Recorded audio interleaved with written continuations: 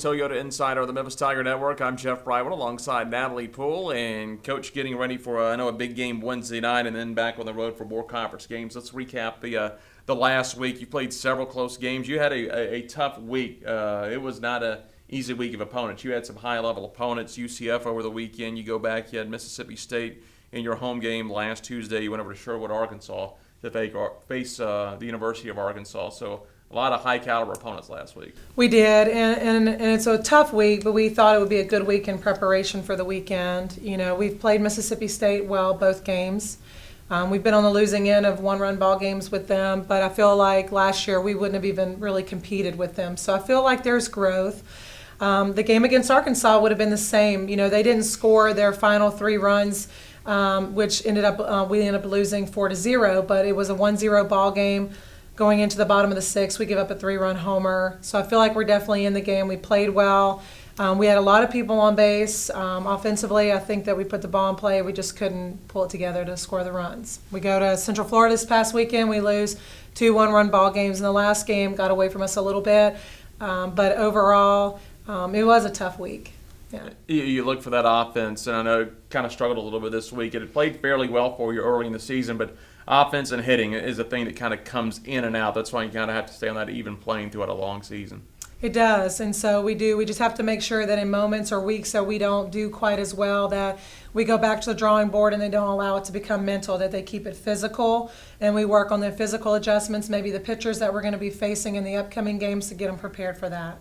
Coach, you turn around now, and you'll be back on the road this week, and we'll talk about UConn in a moment, but you are going to have a home game Wednesday over the softball complex on the Park Avenue campus at 5 o'clock.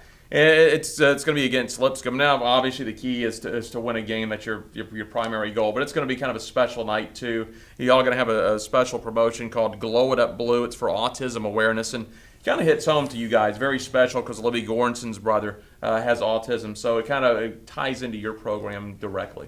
Absolutely. It's been quite a blessing to be a part of that family, to be around Libby, who is very sensitive to her brother's needs and his personality and her understanding of him. I enjoy my communication with him as well, and I've been around him enough to know when he's frustrated, when he's happy, whenever he's feeling good and enjoying some good music. And so, I've enjoyed being a part of the family, and I'm appreciative of that. I'm excited about being able to bring awareness to autism, to have it be a part of our season, part of our game that we're having in the midweek, and I look forward to celebrating Ryan. Be a lot of special things out of that ball game Wednesday night, so head out to the Tiger Softball Complex. Again, it's a 5 o'clock first pitch with Lipscomb. And also, if you go to GoTigersGo.com to the softball page, they've got a special Tiger Tales about Libby Gornson and her brother, so check that out on GoTigersGo.com.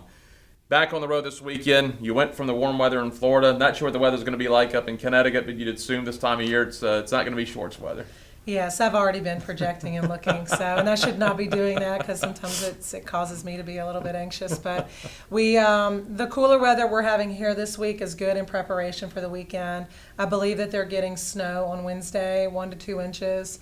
It's supposed to warm up a little bit for the weekend. However, there are some chances of rain. These are definitely games that we want to get in. They were swept this past weekend, even though I think in one of the games they played South Florida pretty well.